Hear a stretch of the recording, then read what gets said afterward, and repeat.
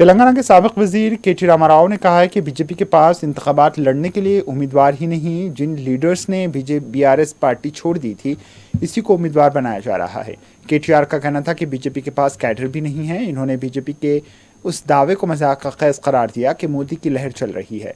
उनका कहना था कि अगर मोदी की हवा चलती तो फिर दूसरी पार्टियों से आने वालों को उम्मीदवार क्यों बनाया जाता। మొత్తం రాష్ట్రంలో ఇయాల పోటీ మనోళ్ళకు మధ్యలో ఉన్నట్టున్నది తప్ప వాళ్ళకి అభ్యర్థులు లేరు, క్యాడర్ కూడా దిక్కులేదు. ఒక ఆయన అంటాడు ఏదో మోడీ హవా బాగుంది అంటాడు.